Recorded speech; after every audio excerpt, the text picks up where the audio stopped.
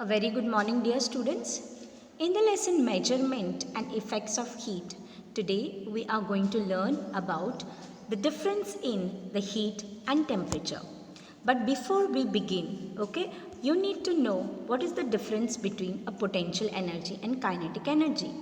I hope so you have learned this in the lower classes, right?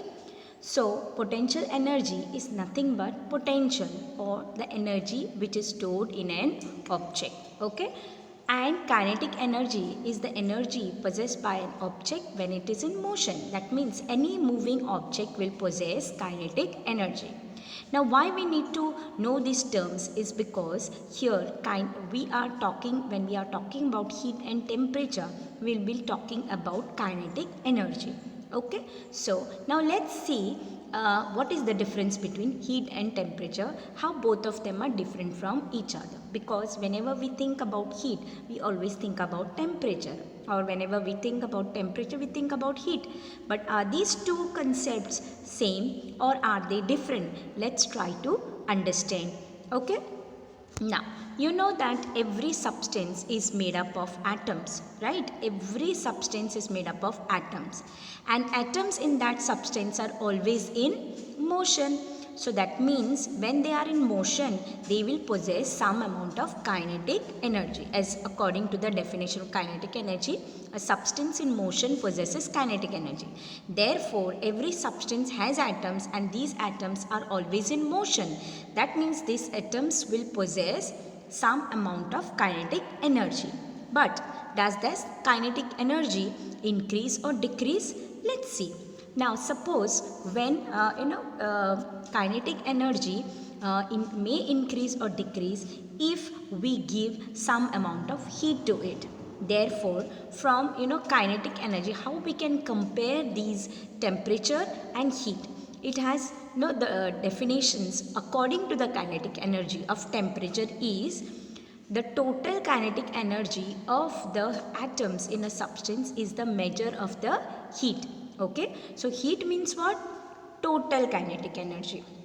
That means whatever number of atoms are there, each of them have kinetic energy, and the kinetic energy of all these atoms together will be called as heat. Are you getting my point? See what I said?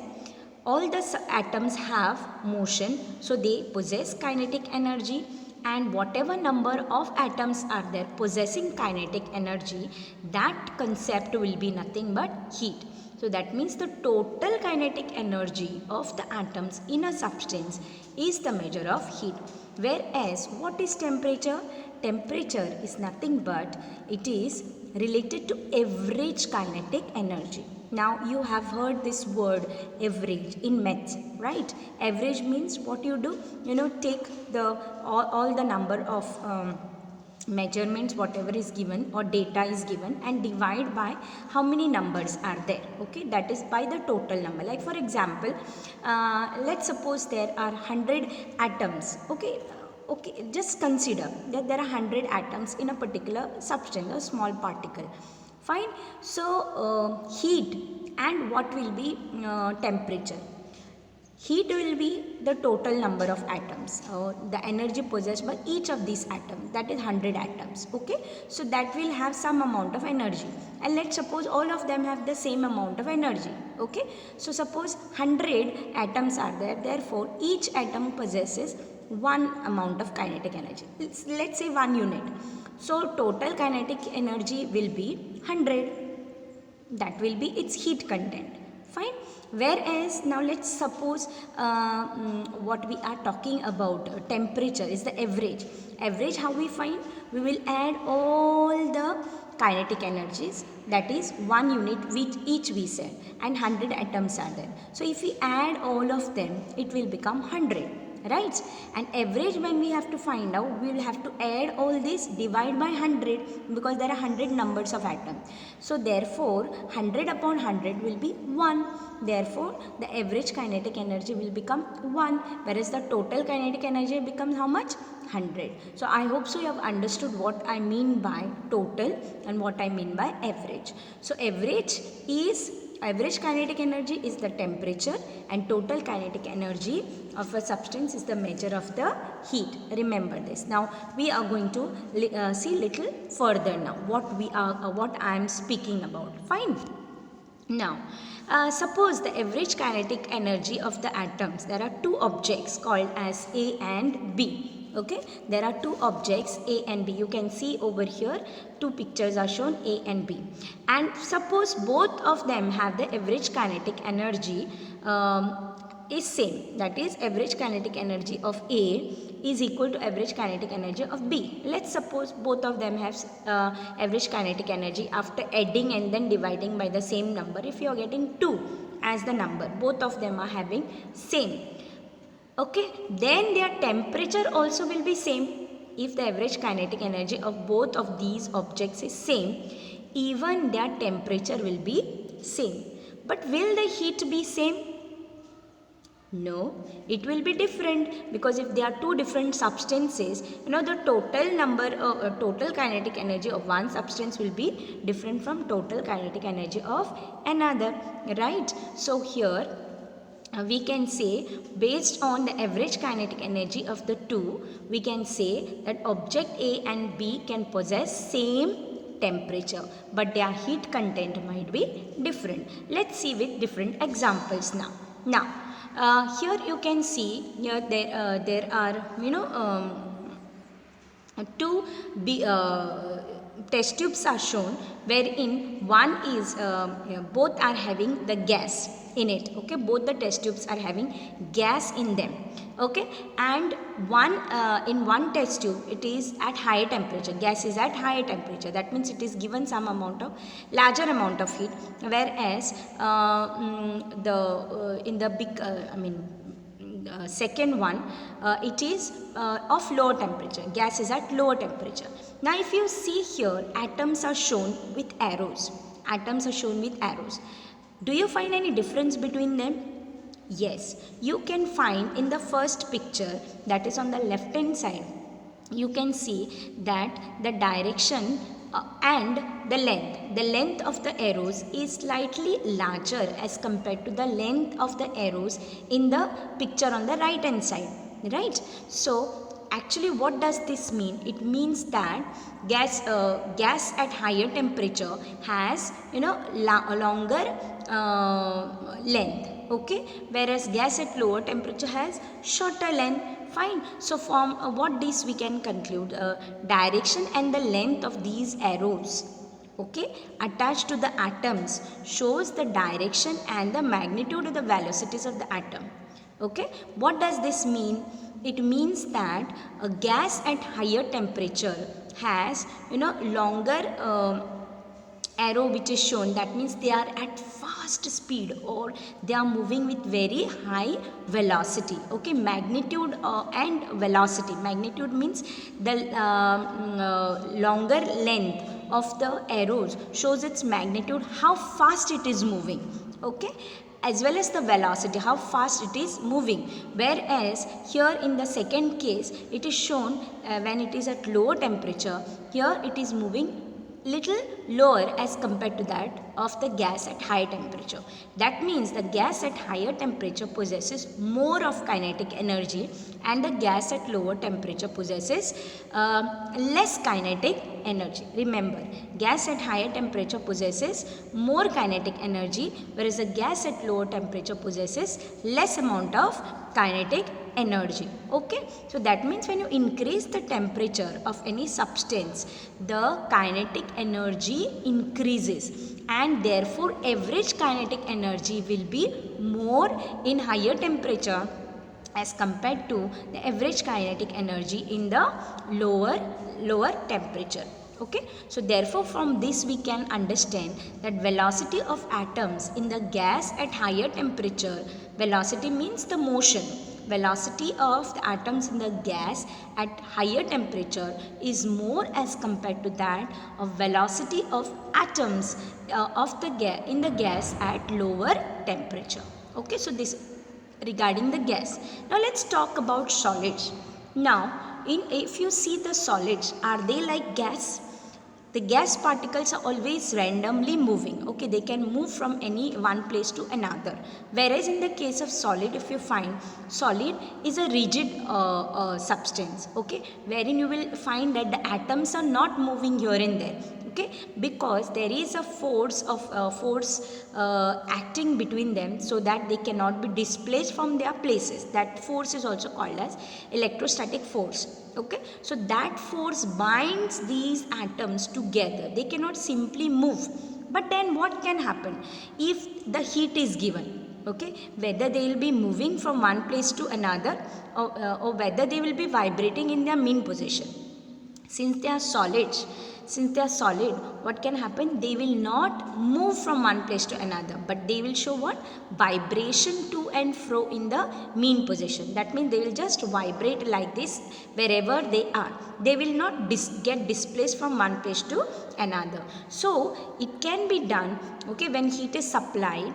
Okay, you can show the movement of the, or you can make the atoms of the solids also to vibrate. They will not move, but they will vibrate in their mean position or oscillate around their fixed position. Here is, suppose this is the fixed position.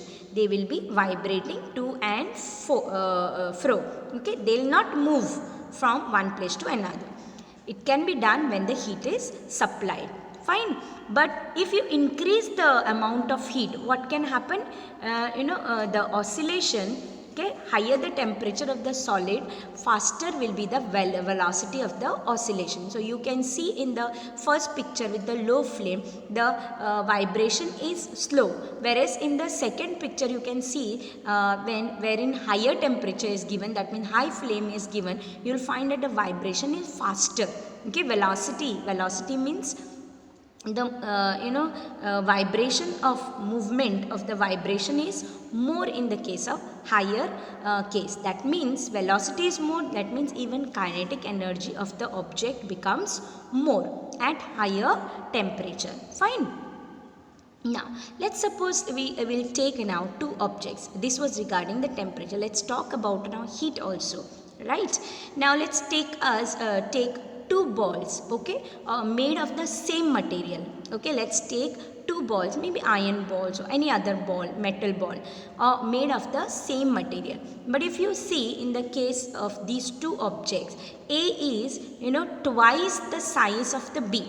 Okay, A is twice the size of the B. Let's talk about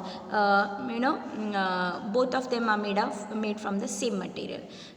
Therefore, mass of the object A is 2 times mass of the object B. That means suppose A is around maybe 50 grams, then B might be 25 grams. Let's suppose that. So mass of A is double the mass of B.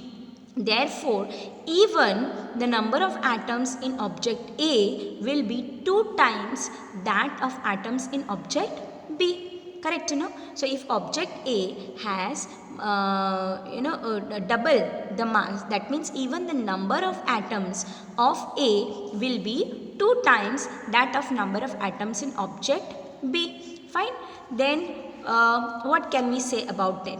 Since the number of objects in A is double the number of objects in B, that means and the heat content, let's see now, temperature to both of them is given same. Okay, if the temperature is given same, mass ball A has 2 times mass of ball B, but both of them are given the same temperature. That means both of them are brought to around 80 degrees Celsius, suppose.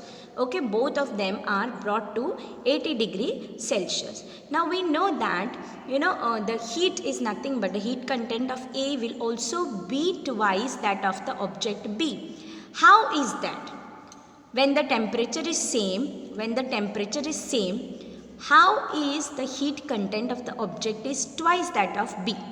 Now when temperature is same, you should know that the average kinetic energy of atoms in A will be equal to average kinetic energy of atoms in B. Let's suppose in A there are 200 atoms. Okay, each one has 1 unit. Therefore, 200 atoms, when you add 1 plus 1 plus 1, it will become 200. Divide by 200. What is the average kinetic energy you are getting? 1. And since the B has half, that means 2 times less than that of A, that means it will have 100 atoms.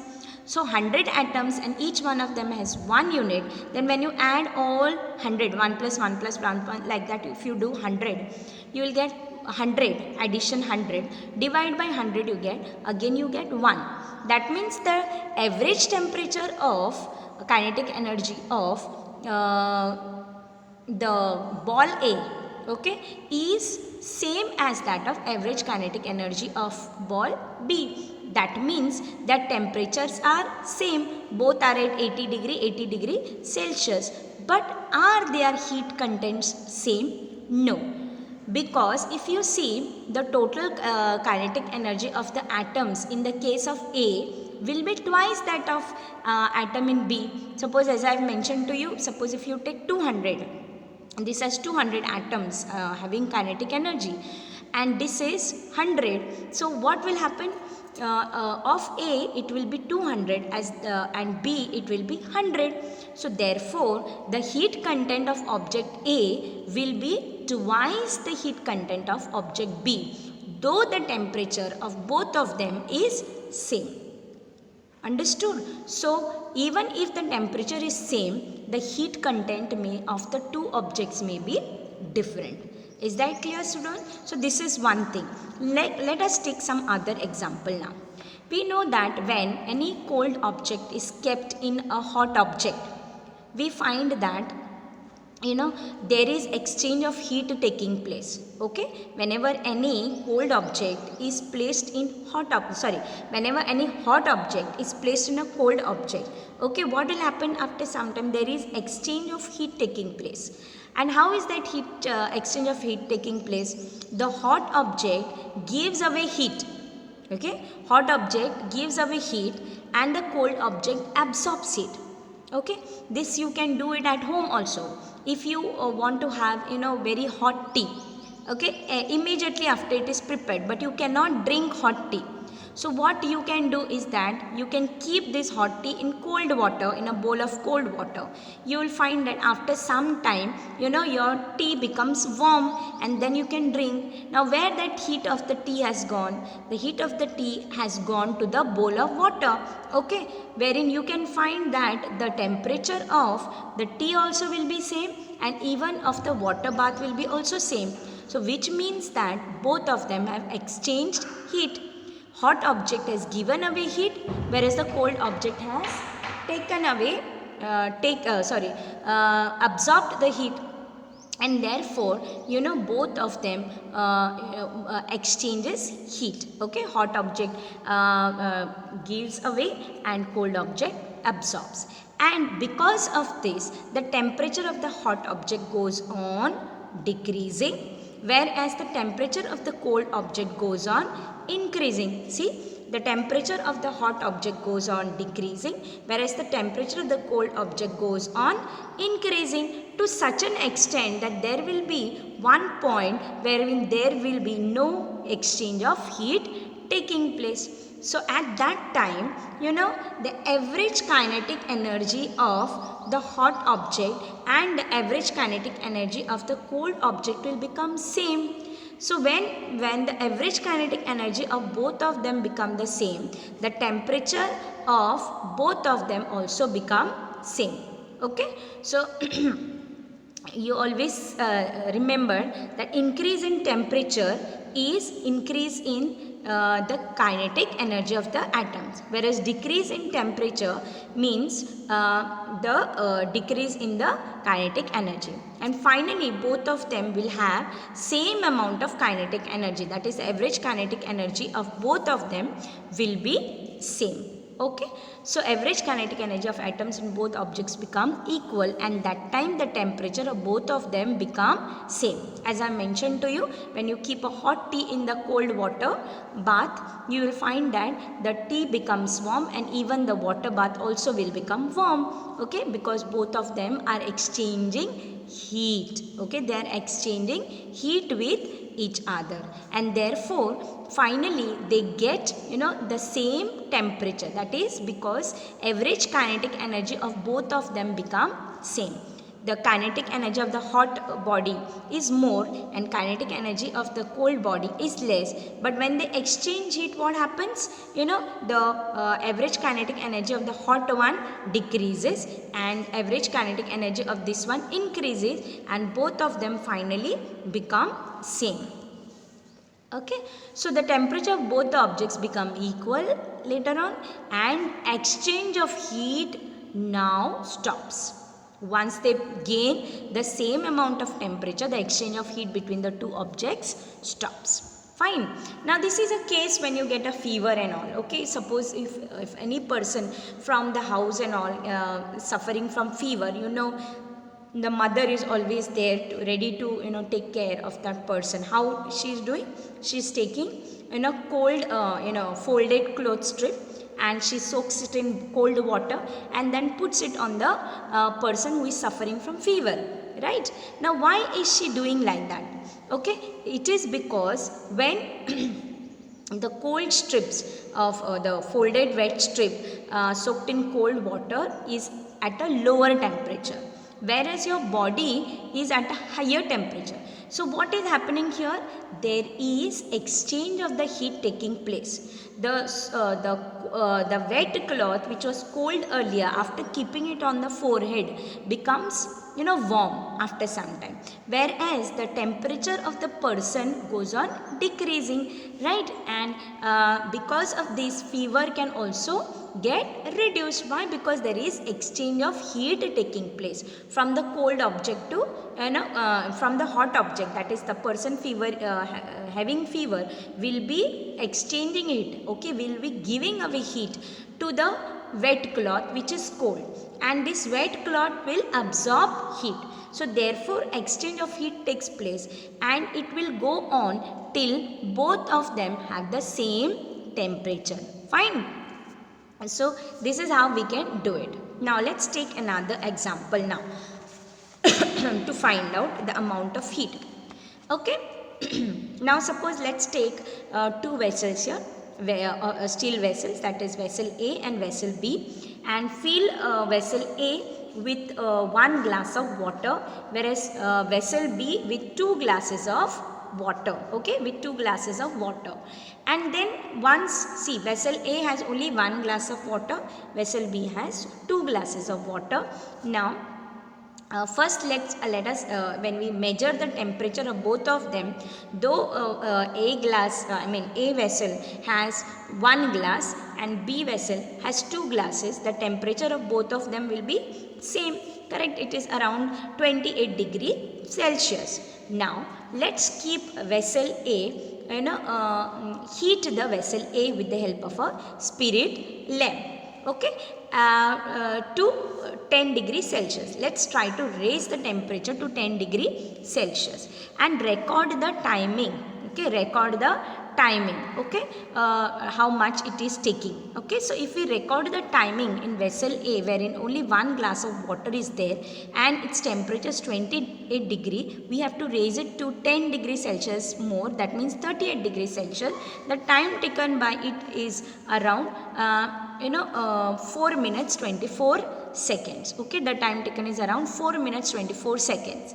Whereas the same vessel B, wherein 2 glasses of water are put, if we try to heat it with the spirit lamp, we find that the time taken by vessel B is more as compared to the vessel A. You can see it in this table, wherein 1 glass of water takes around 4 minutes 24 seconds, whereas 2 glasses of water takes around 8 minutes 13 seconds. If you see, the temperature of both of them has been, originally was 28 degrees Celsius, and it has only rose to 10 degrees Celsius more, that means 38 degrees Celsius. But in the case of vessel A, it took less time, whereas in vessel B, it took more time, because in vessel A less amount of water was there and in vessel B double the amount of water was there. So here you could see that the time taken was more. Though the temperature was less, the time taken for object B, that is vessel B, was more. Why? Because it has got more amount of heat. Okay, so for the same increase in temperature, so from this we can conclude that for the same increase in temperature, we had to give double the amount of heat, okay, or more amount of heat in the case of B. Okay, even if the temperature are same, we cannot say the heat content of the two object will be same or not. Okay, so it will be always different. So that you have to remember here. Okay, so even if the temperature is same, that is the average kinetic energy of the objects is same, their heat content, total kinetic energy will be different. Okay, fine.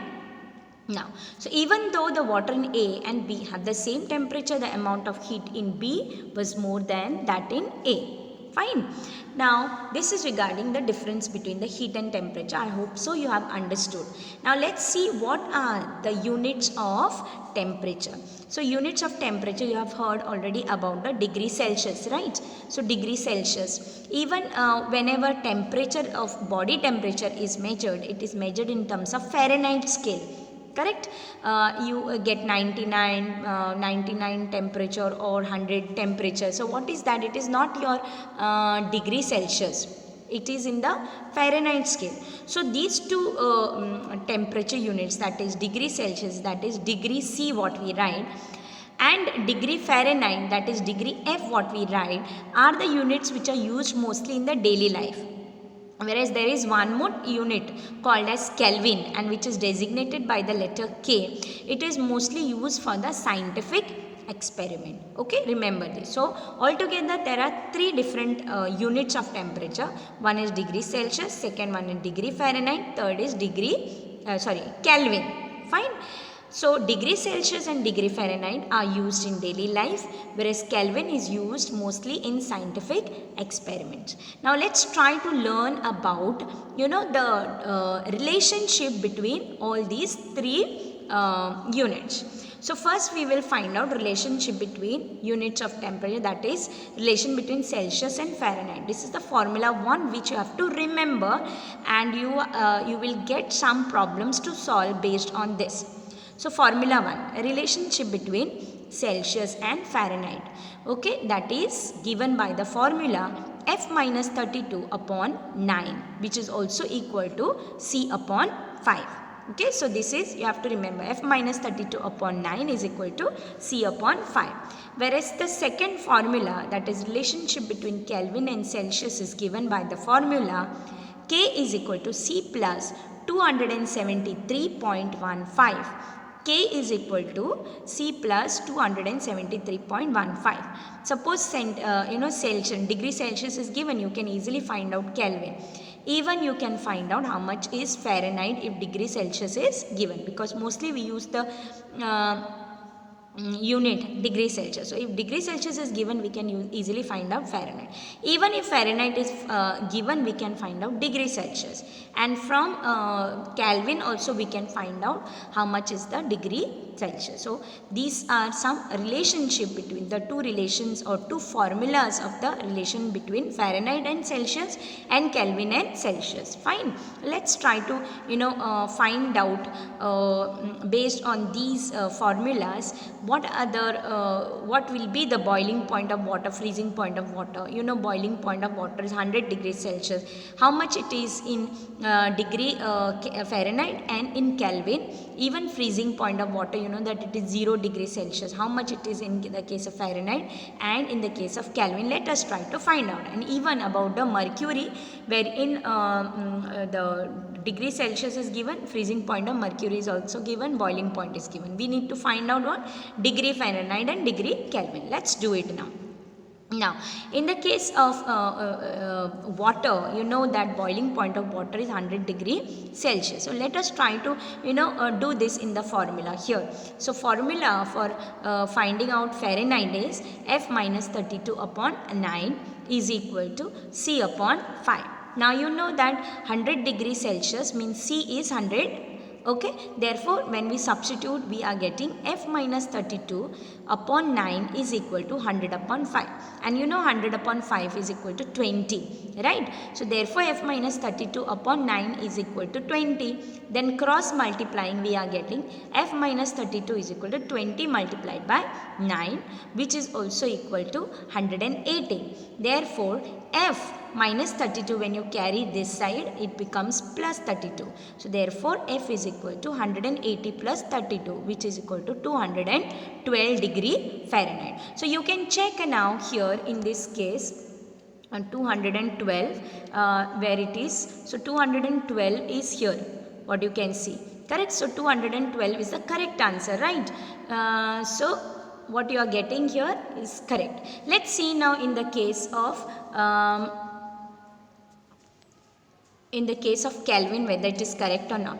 So Kelvin formula is C is equal to K is equal to C plus 273.15, and you know C is 100 degrees Celsius, therefore K will be equal to 100 plus 273.15, which is also equal to 373.15, and you can check it in the table. Okay, so you can check it in the table over here, it is 373.15, right? Now let's move on to the next one.